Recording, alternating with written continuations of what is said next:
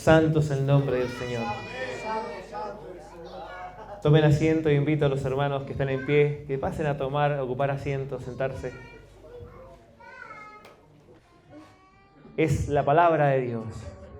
Es el centro, es la clave, es lo más importante que puede estar. Es cuando Dios nos ministra, nos habla, nos dirige, nos redarguye, nos instruye, nos da fuerza y poder, amén. Esa es la palabra de Dios. En el poco tiempo que tengo como creyente, poco tiempo entre comillas, ya van para 15 años en el ministerio. En estos 15 años he visto que una de las cosas que ocurre en el promedio cristiano es que nos enfocamos demasiado e invertimos mucho esfuerzo en cómo no pecar, en qué cosas no tenemos que hacer. Entonces, está bien, es cierto, no tenemos que pecar, tenemos que lidiar y luchar contra aquellas cosas que para nosotros son un estorbo. En realidad, eso es importante, pero en realidad, cuando nosotros enfocamos mucho nuestra vida en las cosas que no tenemos que hacer, eso revela una esencia de nuestra vida, que estamos quietos en aquellas cosas que tendríamos que estar haciendo.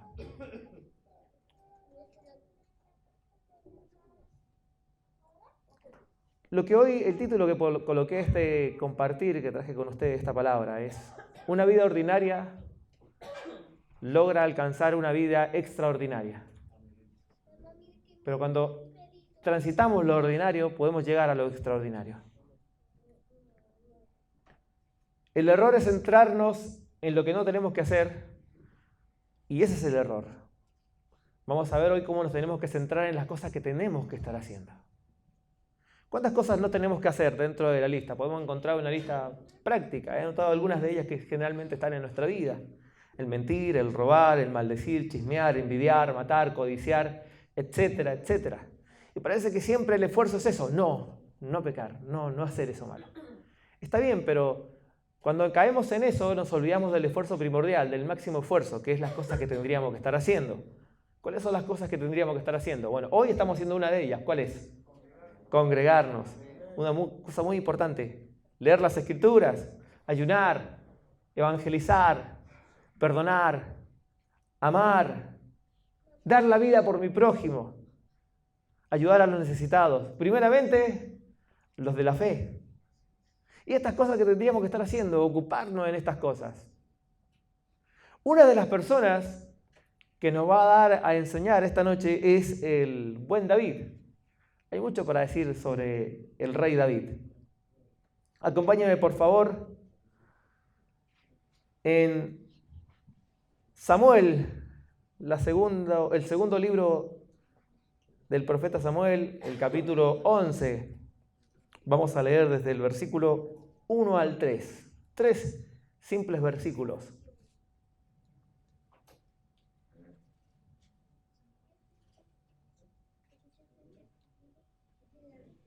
Segunda de Samuel, capítulo 11, versículos 1, 2 y 3.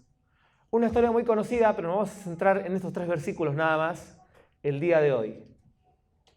Porque generalmente lo más escandaloso siempre de este pasaje es: mató a Urías, se acostó con Betsabé. Ese es el centro No, pero vamos a centrarnos en otras cosas más relevantes.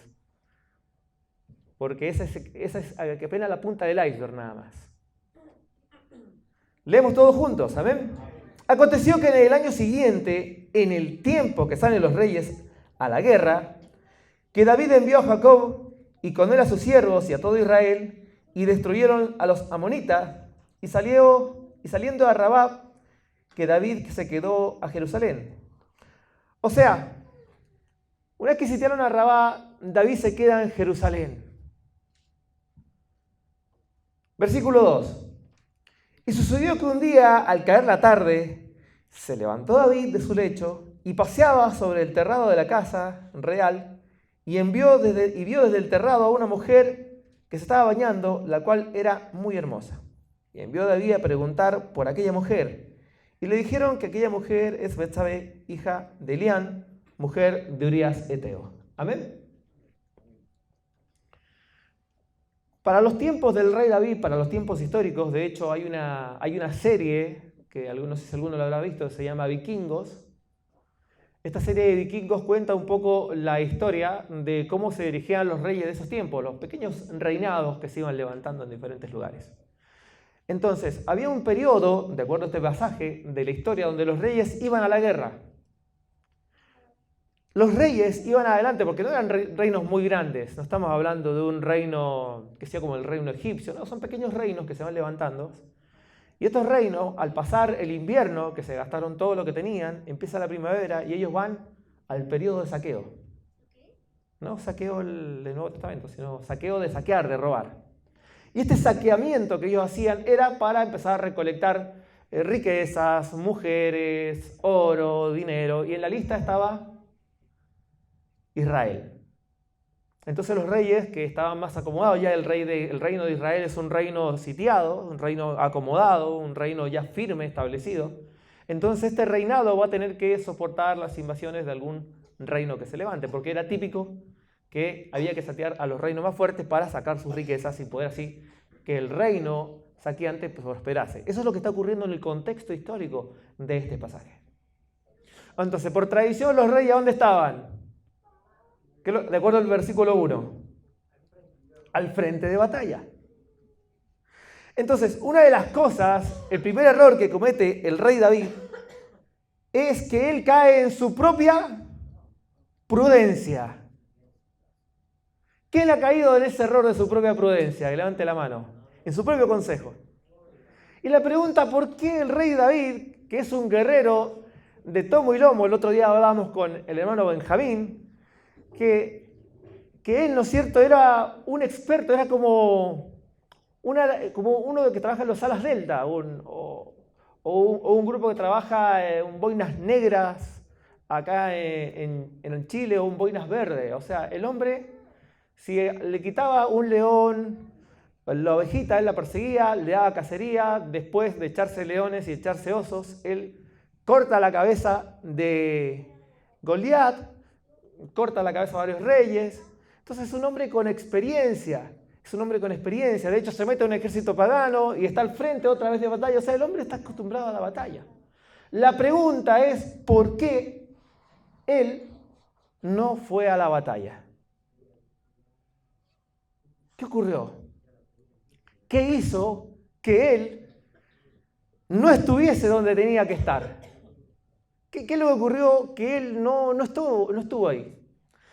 Y el problema que él tiene es a Joab. ¿Saben quién es Joab? No, Joab. Es el general que tiene al frente. O sea, Joab, no sé si era igual o mejor guerrero que David, probablemente mejor, mucho más aguerrido. Entonces dice, tengo a Joab, y teniendo a Joab, ¿para qué voy yo si las hace todas? ¿Cierto? ¿Para qué? El primer error, el error número 1, es caer en su propia prudencia. Y el error número 2 lo hace por consecuencia de no cumplir el primer requisito. Esto se llama un efecto dominó, o empieza a recorrer una espiral de pecado, el rey David, que lo va a llevar en un proceso de decadencia espiritual. Porque parece poco relevante, al fin y al cabo, ¿para qué vamos a exponer el rey? ¿Para qué me voy a exponer? Ni siquiera hago falta, ni siquiera exponerme si no hago falta. Está Joab, seguro que esto es tarea fácil. Un trajín nada más. Pero él, al fin y al cabo, no es el trajín, es que él tenía que estar en tiempo de batalla. Él tenía que estar ahí al frente. Y envía a Joab. El primer problema es caer en propia prudencia, que lo lleva a una consecuencia, al segundo, que es no estar en el lugar donde debería haber estado. Y si alguien no está en el lugar correcto, ¿en qué lugar se encontrará? En el incorrecto, por consecuencia. Si no estoy en el lugar adecuado, estoy en el lugar inadecuado. Y así podríamos hacer muchas alusiones a esto. Por caer en su propia prudencia, él se va a encontrar en el lugar equivocado. Este es un efecto dominó que vamos a empezar a ver en la vida del rey David. Y es como jugar al dominó. que están todos escalonados, se pecha uno y empiezan a caer uno consecuentemente. Parece no cosa grave, ¿eh? Parece no cosa terrible, parece cosa pasajera. Bueno, está bien, hoy no lo hago, hoy me descuido, aquello que tengo que hacer, no lo hago. En fin, un día de oración, ¿qué tan grave puede ser? Un día que no me congregue, ¿qué tan grave puede ser? En realidad, los grandes pecados empiezan con pequeños errores en la vida del creyente, con pequeñas cosas que no es tan grave. Si ya ayuné el año pasado, ¿para qué voy a ayunar otra vez? Si Dios me usa, ¿para qué voy a seguir orando? Y cuando nosotros confiamos en Joab, empezamos a confiar por ahí en nuestras capacidades, en las cosas que tenemos. ¿Para qué voy a estudiar música si yo toco bien? Canto bien, tengo un don natural. ¿Para qué voy a estudiar teología si yo predico bien? Lo hago bien dentro de todo. Dios me usa. ¿Para qué? Esos son los Joab que tenemos nosotros en nuestra vida. Son los Joab que nos hacen caer en nuestra propia prudencia y no nos hacen estar en los lugares correctos, en lugares adecuados. Y nos encontramos en lugares incorrectos, en los lugares inadecuados. En el versículo 2 encontramos una revelación muy interesante. Sucedió que un día, al caer la tarde, serán 3, 4, 5 de la tarde más o menos, está cayendo la tarde, 6 de la tarde probablemente, 7, 8 de la tarde, se levantó David. Una módica siestecita para la gloria de Dios. 8 de la tarde, está cayendo el sol, y es la tarde. Entonces, esto que parece, en fin, hay que descansar. Hay que relajarse un poco. Aunque a veces podemos tener excusas verdaderas y excusas reales, como pasar un tiempo con los hijos, un tiempo con las esposas. En realidad el rey David, ¿qué tendría que haber estado haciendo si tenía el ejército en batalla? Como mínimo tendría que haber estado orando. Entonces ahí es donde se pone la balanza. Un rato de siesta o tiempo de oración. Rato de comodidad o dolor en las rodillas. ¿Qué hago? La pregunta es ¿por qué él estaba durmiendo siesta cuando tenía que estar orando? Porque está en el lugar incorrecto. Quien se encuentra en el lugar incorrecto siempre estará haciendo las cosas inadecuadas y las cosas incorrectas. Con que David se encontraba en el centro de batalla, este capítulo de la Biblia no debería existir. Este capítulo no debería existir si él se hubiese encontrado en el campo de batalla.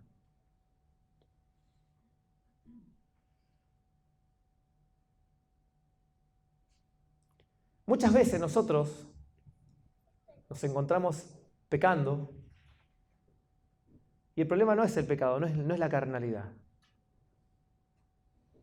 El problema fue que estabas en el lugar incorrecto, con la gente incorrecta, en el momento inadecuado, cuando sabemos exactamente lo que tendríamos que estar haciendo. Ese es el problema. Por causa de algo tan insignificante que a veces es apoyarnos en un propio consejo. A veces conocemos bien las Escrituras y somos buenos bíblicos, manejamos bien la Biblia. Ayer les decía 2 palabras a los chicos, ¿las recuerdan?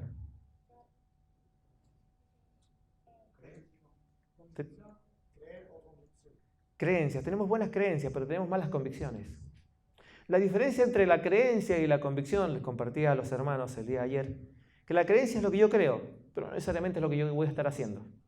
La convicción es lo que hago y vivo haciendo ello. No tan solo lo creo, sino que de ello vivo. ¿Usted cree que un musulmán se inmola por creencia o por convicción? Por convicción. Y están claros de lo que ellos creen. Es una convicción. La persona que transita la vida cristiana tiene 2 opciones, hacerlo por creencias o por convicciones. Yo puedo creer que es bueno ir a la iglesia, pero al fin y al cabo no voy. Es una creencia nada más, pero no es una convicción.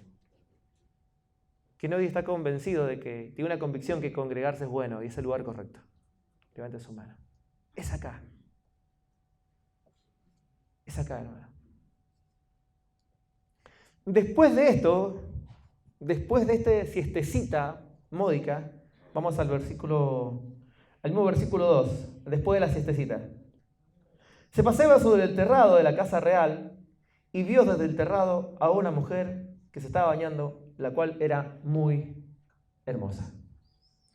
Hasta acá no hay nada malo. O sea, esta parte del versículo no hay nada malo, pero nuevamente él se encuentra por segunda vez en un lugar equivocado por no estar en el lugar correcto.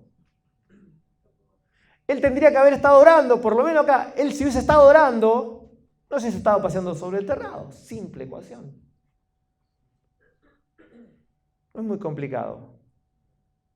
Si el hombre hubiese estado orando, no hubiese estado en el terrado. Si el hombre no hubiese estado durmiendo siesta, hubiese estado orando, y si hubiese estado orando, no va a pasar lo que va a pasar en este versículo 3. Y en todo el capítulo, porque el capítulo es largo. A veces nosotros, ni siquiera, a veces cometemos el error base de caer en nuestra propia prudencia, pero ni siquiera, aún estando en los lugares equivocados, no hacemos las cosas correctas que deberíamos estar haciendo. Porque si estamos en un lugar que no es el correcto y hay gente que no es la correcta, por lo menos nosotros tendríamos que estar haciendo ahí marcando la diferencia. Nuestro tema de conversación, ¿cuál debería ser? Palabra de Dios. Las Escrituras, que la gente esta que está haciendo lo incorrecto pueda algún día hacer lo correcto. ¿Y para eso qué tendría que estar haciendo? Predicando el Evangelio. Pero difícilmente va a predicar el Evangelio aquella persona que no tiene oración, no tiene comunión con Dios. Va a ser difícil que tenga las agallas y el valor y el denuedo que tuvo Pedro si no tiene comunión con el Espíritu Santo. Y para que cayera el Espíritu Santo tuvieron 50 días esperando, simplemente esperando, obedeciendo la voz. Estuvieron donde tenían que estar, hicieron lo que tenían que hacer y por consecuencia simplemente recibieron lo que tenían que recibir. Pero quien no está haciendo, no está en el lugar donde está, no obedece lo que tiene que estar obedeciendo y se encuentra haciendo lo incorrecto, difícilmente recibirá algo de parte de Dios. La ecuación siempre es la misma. Acá siempre el centro, que nosotros podamos decir, ok, tengo a Betsabé ahí desnuda, ¿qué hago? ¿La codicio o no la codicio? ¿La mando a llamar o no la mando a llamar? ¿Qué hago con ella? Y curiosamente se nos presenta el capítulo 3, el versículo 3 de este mismo capítulo. Y envió de día a preguntar por aquella mujer, y le dijeron, aquella es Betsabé, hija de Eliam, mujer de Urías Eteo. Urías Eteo es uno de los que pertenece a los valientes de David, o sea, es uno de los que él conoce, es uno de los valientes, es un personaje de poder, es un aguerrido, no tanto como otros, pero sí es un personaje aguerrido, es una persona cercana al rey David, que estuvo y salió de Adulam. Son de los que vienen con él, de los que estuvieron en todas las campañas, en todas las travesías, en todas las locuras que podía hacer en presencia de Dios, él estuvo ahí. ¿Lo conoce? De alguna u otra manera, después vamos a ver que él se pone a tomar unos tragos con el rey. O sea, el que toma trago con el rey es un amigo. No cualquiera toma trago con el rey. Y ahí cuando se entera que es su amigo, si hubiese estado orando en el campo de batalla por los hermanos que estaban allá, por los guerreros, por el pueblo, automáticamente decía, la esposa de un amigo, tranquilo. No, nada, solo preguntaba. Solo preguntaba nada más. Si él hubiese estado orando, hubiese estado teniendo comunión con Dios, aunque estuviese en el lugar equivocado, al momento que se le presenta la tentación, su reacción hubiese sido radicalmente diferente. Pero que se levanta una siesta, terreno de flojos es terreno del diablo. Mente floja es terreno del diablo. Cuando una persona no ora, es terreno del diablo. Fácil terreno del diablo. Fácil terreno del diablo. Y esto es lo que va a transitar el rey David. En vez de decir no, va a empezar en una de los relatos más tristes y más oscuros de un rey. Está bien, no llegó a hacer otras cosas, pero es el rey David, no es cualquier rey. Es el que se animó a cortarle la cabeza a Goliat. Y hoy acá, por estar haciendo lo incorrecto, va a cometer una serie de pecados que a veces cuesta decirlo.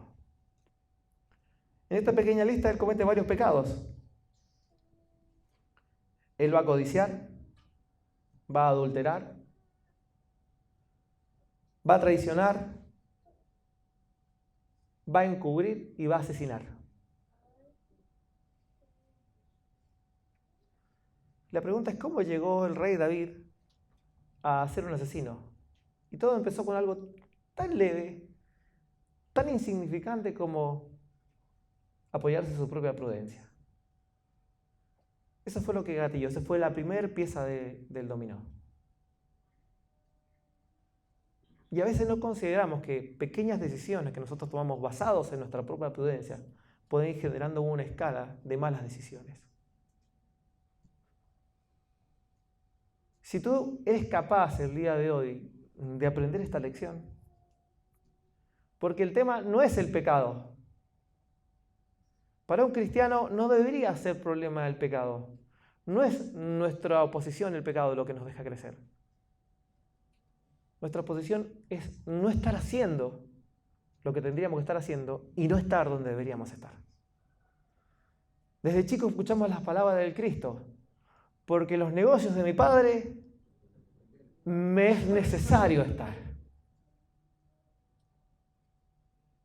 Desde muy pequeño, el Hijo de Dios sabía y sabe dónde tiene que estar. Aunque lleven poco tiempo en Cristo, ustedes tienen que tener claro dónde tienen que estar y qué es lo que tienen que estar haciendo. Eso es una prioridad. Porque cuando nosotros nos empecemos a centrar en dónde tenemos que estar y qué es lo que tenemos que estar haciendo, automáticamente jamás caeremos en nuestra propia prudencia. Porque nuestra propia prudencia siempre está apartada de las Escrituras. Siempre está lejos de las Escrituras. Pero cuando yo no me apoyo en mi prudencia, me apoyo en el consejo de Dios, en las Escrituras. Y ellas me guían a estar en el lugar correcto y haciendo lo correcto. Siempre funciona así. Todos queremos tener grandes guerras y grandes victorias, grandes proezas de parte de Dios. Todos queremos eso. Todos queremos ser usados grandemente de parte de Dios. Pero nadie tendrá grandes guerras ni grandes victorias si primero no tiene pequeñas batallas en victoria. La batalla de la oración, la batalla de escudriñar la Biblia, la insuperable batalla a veces de ayunar, hermanos. A veces nos reímos de el hermano de Jacob, ¿cómo se llamaba? Esaú. A veces nos reímos de Esaú vendiéndose por primogenitura por un plato de lentejas, hermano. Pero a veces hacemos nosotros lo mismo. A veces nosotros hacemos lo mismo. Ese guiso rojo que haya comido nosotros, está bien, corto el ayuno porque la comida está rica, hoy no ayuno, porque me invitó a comer mi suegro. Fui a la casa del pastor y tiene comida rica, corto el ayuno. No, estoy ayunando, tranquilo. Comida nada más. Ah, hay asadito, se juntaron los hermanos. Y el día domingo que decidí donar, bueno, el domingo que viene. No, hermano. Esas pequeñas batallas, esos pequeños lazos que te conectan con Dios más y más y que potencian tu relación con Dios, son lo que un día pueden hacer marcar la diferencia. Para los chicos que están en la droga, que la droga sea trajín de la historia. Algo que quedó ya en el tiempo. Y así la familia, los hijos, aquellas cosas que no funcionan, los negocios que no funcionan, el por qué a veces el ministerio no crece, por qué estoy detenido y me siento estancado en la vida cristiana. Esas cosas son simplemente por las pequeñas batallas que vamos perdiendo, las pequeñas prudencias que caemos nosotros mismos. No, hoy no, si tengo que trabajar. No voy a poder trabajar si ayuno. Mentira, hermano. Está bien, no estoy diciendo que te largues un ayuno de 7, 8, 10, 15 días. Un día de ayuno. El que no ayuna un día jamás podrá ayunar 3 días. El que jamás ayunó 3 días, que no piense en ayunar 5, 7, 14, 15, 21 días. Esas cosas están lejos de las personas que nunca han tenido un día de ayuno. Que no ha leído un versículo, jamás lea un capítulo. Que no ha leído un capítulo, jamás lea un libro completo. Y seguramente hasta el día de hoy no ha leído la Biblia. Jamás ha leído la Biblia completa. El que no ora 5 minutos, jamás orará una media hora. El que no ora un día, que no está todo el día metido en la cosa de Dios, jamás podrá permanecer en una constante comunión con Dios. Y eso es algo que debe ser ordinario en nuestra vida. O sea, ordinario me refiero porque es común, es simple, es básico, es elemental.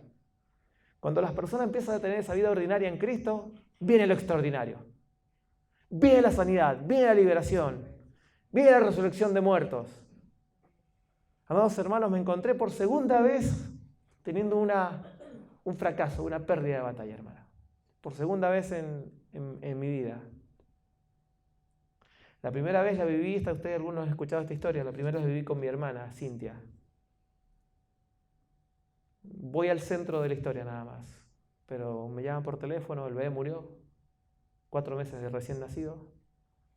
Mi hermana con su bebé en brazos diciendo, decirle a Dios que me lo regrese. Más allá de lo que sabía, igual oré y clamé para que Dios cambiara su voluntad. Y no pasó nada. En aquella vez dijo, algo tiene que cambiar en mi vida. Mi oración, mi ayuno, mi tiempo de comunión tiene que cambiar. Curiosamente, de ese suceso, yo creo que han pasado como 10, 11 años aproximadamente. Acá en el hospital regional, hace unos días atrás, unos pocos días, me encuentro con una mamá con su bebé muerto en brazos. Y oré por él otra vez, en fe, creí. Pero no alcanzó la comunión con Dios. No alcanzó la medida de fe. Porque el que cree en mí, las cosas que yo hice, él también las hará. Y eso sigue vigente, hermanos.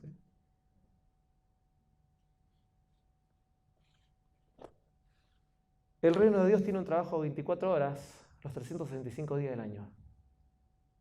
Para el que no sepa, hoy lo sabe. No es este rato que compartimos acá como hermanos. No es el rato que los ministros tocan la alabanza o lo que ustedes adoran y cantan. No es el rato que nos toca traer un devocional o una palabra. Son las 24 horas del día, los 365 días del año.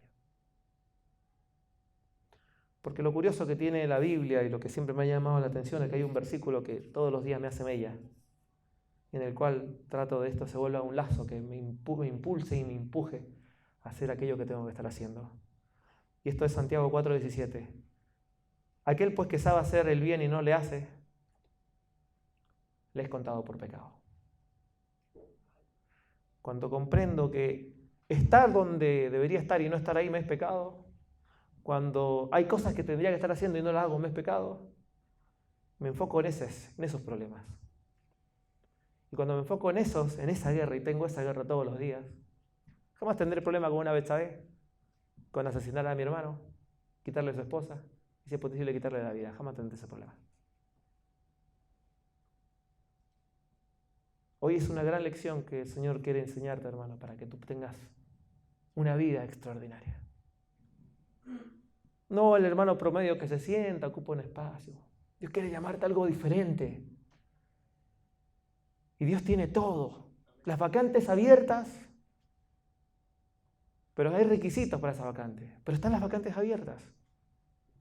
El camino está enseñado, el precio del pecado fue pagado, el Espíritu derramado, su promesa de que Él estaría con nosotros hasta el fin del mundo. Y es ahí cuando comprendemos la palabra que nos transmite el apóstol Pablo, bástate con mi gracia. Amados hermanos, si no nos basta eso para orar, si no nos basta la hora de Cristo para orar, para ayunar, para cambiar nuestra patética vida, y patética digo porque a veces nos movemos más por emociones, los patéticos son emocionales, lloran a veces, pero del llanto al hecho hay mucho trecho. Nueva frase, nuevo refrán. Pero es así. La gente que toma decisiones tiene pocas lágrimas, pero su vida cambia radicalmente porque decide cambiar su vida. Decide que eso no le va a volver a pasar. Decide que las drogas no van a ser lo que me va a volver a pasar. No va a ser mi Betsabé. No voy a caer más con esa piedra. Mi problema en mi matrimonio, en el trabajo, en el ministerio, lo que sea, tu meta, hermano, tu meta, hermana, lo que sea, eso no va a volver a ser nunca más tu problema. Porque has decidido empezar a tener desde hoy buenas batallas. ¿Quién desde hoy quiere empezar a tener pequeñas, grandes batallas para Dios? Si hoy tomas ese compromiso, tendrás grandes guerras ganadas para Dios. Grandes cosas que no son imposibles. Y será algo común y corriente que se ocurran estas cosas en tu vida.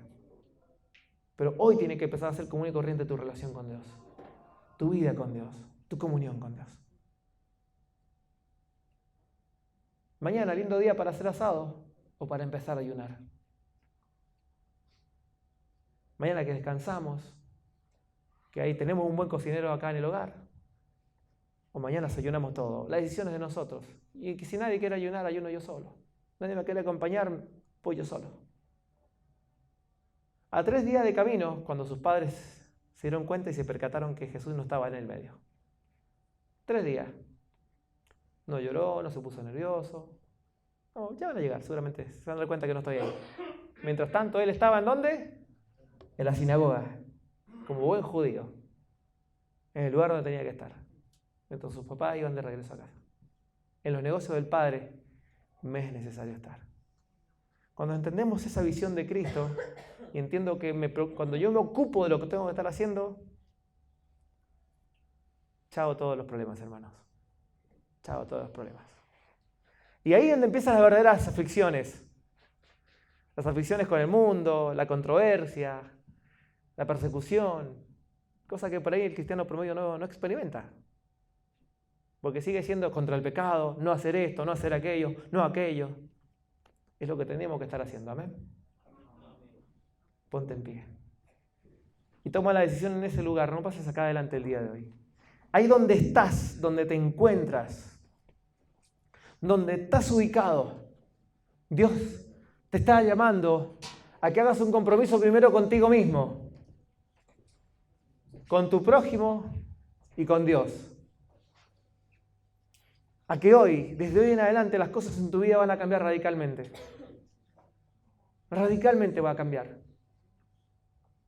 Y si los estás haciendo bien, hazlo mejor, porque podemos dar más todavía. A que nunca más te encontrarás en el lugar equivocado, haciendo lo incorrecto. Por consecuencia, caer en tu propia prudencia. Nunca más.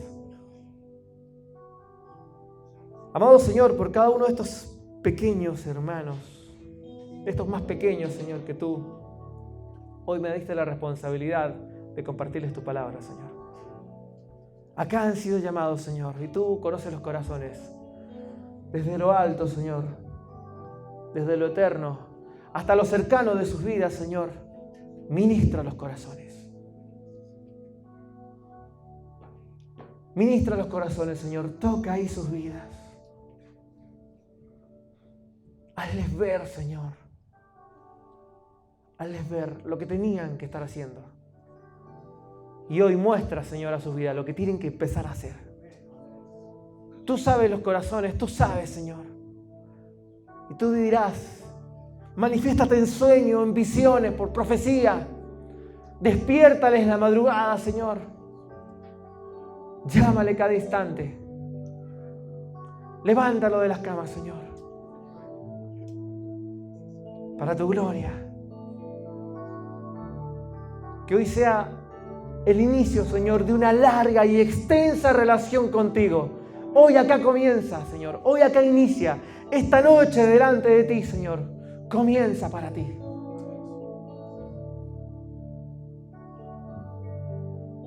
Para ti, Señor. No para el hombre, para ti, Señor. Para que vean tu gloria. Para que te vean tu majestad, Señor. Para que vean tu poder. Para ti, Señor. Porque hoy comprendemos, Señor, las palabras de aquel salmo. Es mejor estar un día en tu casa que 1000 lejos de Él. Hoy comprendemos eso, Señor. Hoy comprendemos tantas cosas, Señor. Llévanos a una vida extraordinaria. Ayúdanos a vivir en lo ordinario, Señor. Para tu gloria y para tu honra.